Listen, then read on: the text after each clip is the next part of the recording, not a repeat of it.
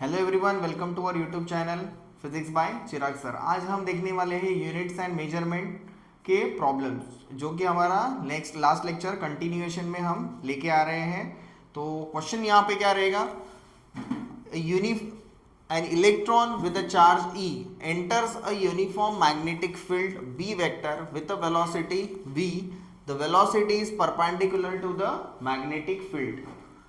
The force on the charge E is given by F vector B, E and V. Obtain the dimensions. Question क्या है, dimension निकालना है for the B vector. तो देखो dimension हमने देखे कैसे कैसे निकालने हैं, ठीक है, बट यहाँ पे थोड़ा सा अलग दिया हुआ है क्वेश्चन, तो उसको आपको क्या करना पड़ेगा, फाइंड आउट करना पड़ेगा। अभी इन्होंने क्या दिया है, क्वेश्चन को पहले समझ के लेते हैं। An electron of charge E, charge electron पे ऊपर क्या चार्ज है, ई है। तो जनरली हम चार्ज को Q से डिनोट करते हैं। ओके, तो इसके डायमेंशंस कैसे फाइंड आउट करने हैं ये हमने ऑलरेडी देखे हुए हैं। A uniform magnetic field with the B vector with the velocity of V vector. Uniform क्या है, मैग्नेटिक फील्ड का B वेक्टर, अच्छे से लिख के लेना है आपको। वेलोसिटी है V, the velocity is perpendicular to the magnetic field. The force on the charge E is given by. तो देखो अभी यहाँ पे क्या है, एक मैग्नेटिक फील्ड है। मैग्नेटिक फील्ड आपको पता है मैग्नेटिक फील्ड क्या होता है, ठीक है। तो जनरली डायरेक्टली इनडायरेक्टली अभी भी जहाँ पे हम अर्थ पे हैं, हमारी बॉडी के ऊपर मैग्नेटिक फील्ड एग्जर्ट हो रही है। ओके, तो मैग्नेटिक फील्ड सिर्फ मैग्नेट में नहीं होती है, तो अर्थ में भी मैग्नेटिक फील्ड है जो कि हमारी बॉडी के ऊपर एग्जर्ट हो रही है। तो हमारी बॉडी के अंदर जो हीमोग्लोबिन है, हीमोग्लोबिन में क्या होता है, आयन, और आयन के साथ जो जनरली मैग्नेटिक फील्ड भी रिएक्ट करती है। ओके, सो क्यू ई को क्यू से रिप्रेजेंट किया है यहाँ पे। तो इसका चार्ज क्या होता है, आई अपॉन, ओके, चार्ज क्या होगा, आई इंटू टी।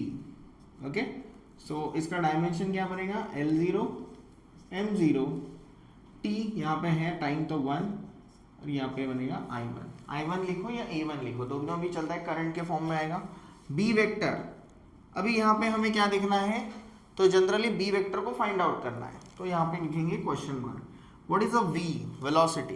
वेलोसिटी क्या होता है, मीटर पर सेकेंड। तो वेलोसिटी अगर मीटर पर सेकेंड है तो डायमेंशन हमें सबको पता है, क्या होगा डायमेंशन, तो L M and T, L1 M0 T minus 1।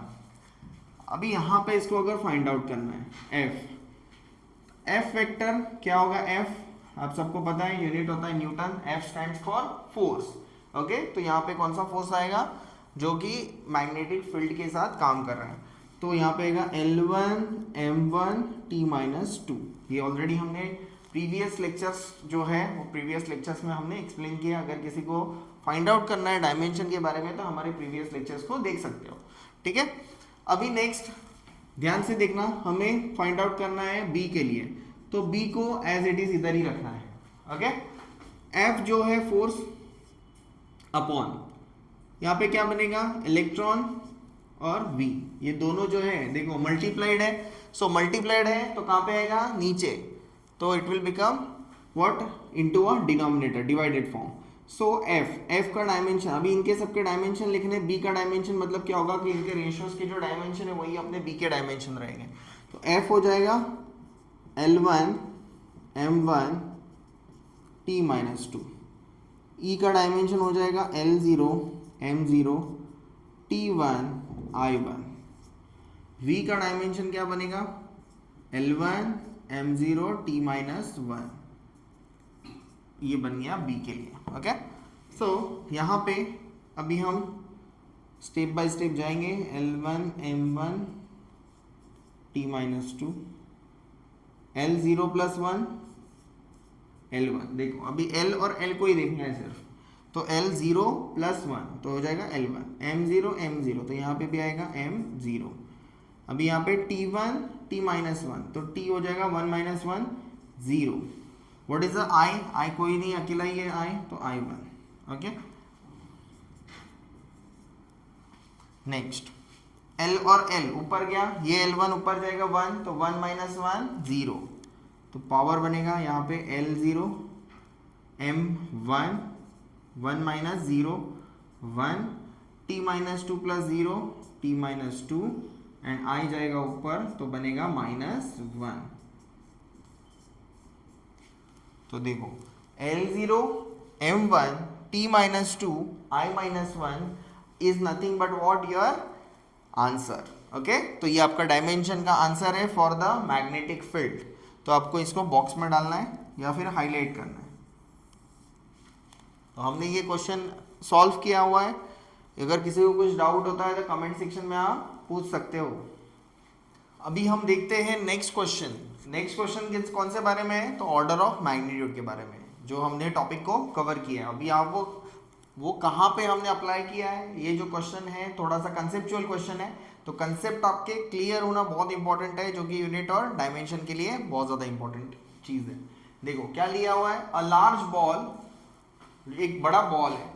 Ball का जो शेप होता है वो होता है spherical of 2 metre in radius, is made up of a rope, रस्सी से बनाया है। रोप मतलब क्या होता है? रस्सी, रस्सी से बनाया हुआ है, जिसका cross section square cross section होता है। अभी स्क्वायर क्रॉस सेक्शन क्या होता है? तो देखो ये जो इसको कहते हैं क्रॉस सेक्शन। जैसे भी कोई भी चीज़ को अगर हम कट करते हैं हॉरिजॉन्टली तो उसको कहते हैं क्रॉस सेक्शन। तो क्रॉस सेक्शन अगर ऐसा देखेंगे ये मार्कर को कट करने के बाद तो ये सर्कुलर दिखेगा, ठीक है। तो ये हो गया सर्कुलर क्रॉस सेक्शन। लेकिन अगर ये स्क्वायर के फॉर्म में अगर क्रॉस सेक्शन है तो वो रस्सी हमने ली है स्क्वायर क्रॉस सेक्शन भी। With the edge length is 4 mm। Okay, मैं आपको ड्रॉ करके दिखाऊंगा। निगलेक्टिंग द एयर गैप्स, मतलब ये रस्सी को हमने वाउंड किया है और उसमें एयर गैप नहीं है। पूरा रस्सी जो है, रस्सी का हमने क्या बनाया, एक बॉल बनाया हुआ है। What is the total length of the rope to the nearest order of magnitude? मतलब हमें आंसर भी निकालना है और उसका ऑर्डर ऑफ मैग्नीट्यूड भी लास्ट में फाइंड आउट करके बताना है। ओके, तो आइए देखते हैं। A large ball of 2 metre in radius. Okay, तो एक रस्सी का क्रॉस सेक्शन है, जैसे कि ये बॉल रहेगा, ये बॉल, इसका रेडियस है 2 मीटर। अभी ये कैसे बना हुआ है? तो रस्सी से बना हुआ है। रस्सी को हम ब्लू कलर से डिनोट करेंगे।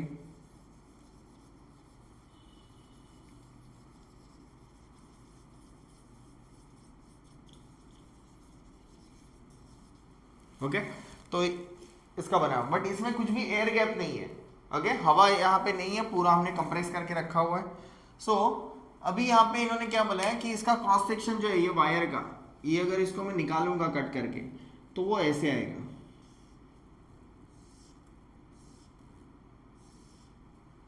ओके, तो आप देखोगे इसका क्रॉस सेक्शन ये टाइप में रहेगा। तो इसका जो एज लेंथ, एज किसको कहते हैं? ये हो गया इसका एज, तो ये हो गया 4 mm। तो जो एज लेंथ है उसको मैं लिखता हूं स्मॉल l, 4 mm मतलब कितना हो जाएगा? 4 इंटू मिलीमीटर है 10⁻³ मीटर। 4 इंटू 10⁻³ क्या हो जाएगा? मीटर हो जाएगा। देन नेक्स्ट, अभी आपको क्या दिया? Neglecting the air gaps in the ball, what is the total length of the rope to the nearest order of magnitude. Okay, what is the total length of the ball? तो total length जो है वो capital L से represent करेंगे हम लोग। Okay, सो यहाँ पे अगर आप देखोगे तो रोप का जो लेंथ रहेगा, मतलब जैसे कि रोप है पूरा, तो रोप क्रॉस सेक्शन 4 mm का है, उसको ही हमने क्या किया? राउंड किया है, कंप्रेस किया है और उसका ही हमने बॉल बना दिया। तो ये जो बॉल बनाया है, ओके, तो ये बॉल को आपको क्या करना है? इसका जो वॉल्यूम रहेगा उतना ही टोटल वॉल्यूम में रस्सी का रहेगा, क्योंकि पूरी की पूरी जो रस्सी है वो रस्सी को ही हमने उसको कंप्रेस किया है। तो जितना उसका रस्सी का वॉल्यूम उतना ही उसको बॉल बना के वो स्पेरिकल बॉल का वॉल्यूम रहेगा। तो लिखेंगे यहाँ पे हम, आई होप सबको समझ में आया होगा कि क्वेश्चन क्या है। ओके, तो यहाँ पे हम क्या लिखेंगे? Volume of sphere, spherical ball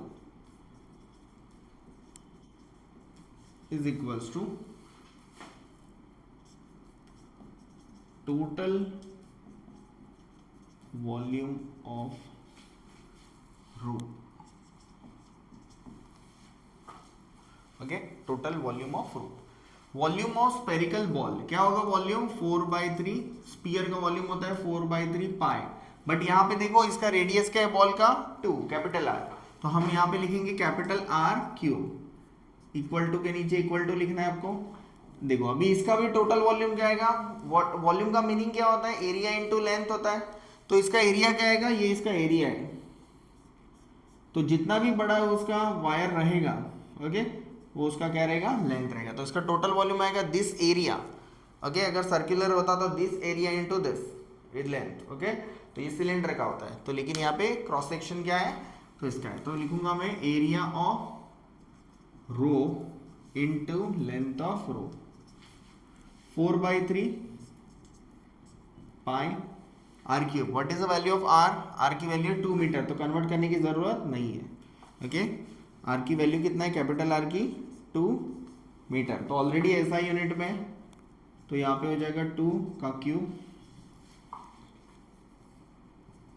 area, area क्या होगा, स्क्वायर क्रॉस सेक्शन का एरिया होता है साइड स्क्वायर, तो इसका साइड क्या है, एज लेंथ कितना है 4 इंटू 10⁻³ का square into length of the room, तो आपको यही फाइंड आउट करना है और इसका ही ऑर्डर ऑफ मैग्नीट्यूड आपको फाइंड आउट करना है। तो एक ही अननोन बचा है, ये तो कांस्टेंट वैल्यू है, तो 4/3 इंटू पाई का वैल्यू 3.14, देखो 2 पावर 3, तो 2 को 3 से मल्टीप्लाई नहीं करना है ठीक है, हमें क्या करना पड़ेगा उसको 2 इंटू 2 इंटू 2, मतलब हो जाएगा टोटल 2 का पावर क्यूब होता है 8, सो यहाँ पे बनेगा 4 का स्क्वायर, 4 का स्क्वायर कितना बनेगा 16 इंटू ये 3 इंटू 2 हो जाएगा 10⁻⁻6 of L,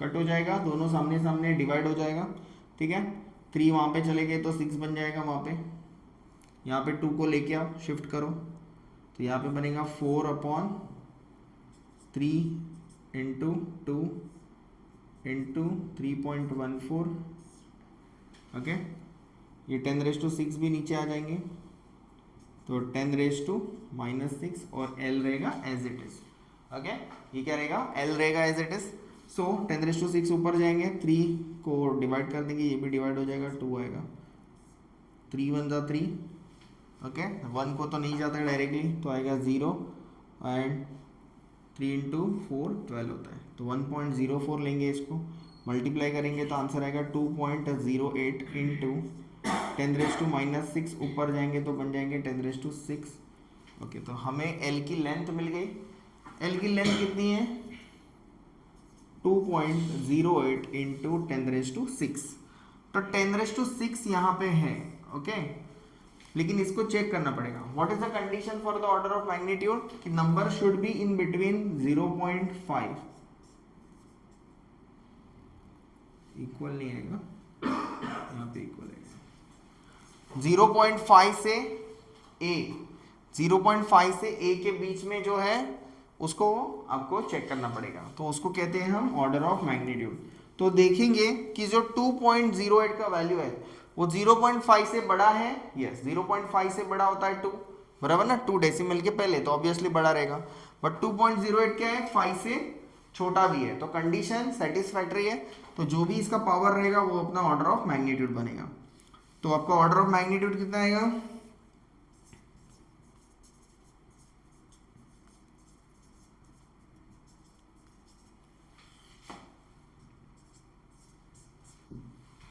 order of magnitude is 6 okay.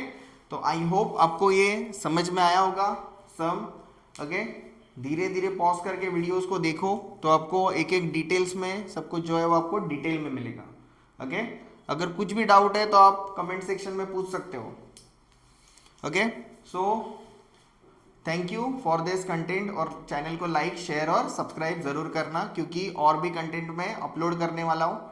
और जो भी डाउट्स या जो भी चीज़ें हैं, अगर कुछ उसमें अगर क्वेरीज आती है तो प्लीज़ पूछिए, आप पूछोगे तो ही हमारा कॉन्फिडेंस जो है वो बढ़ेगा। Thank you.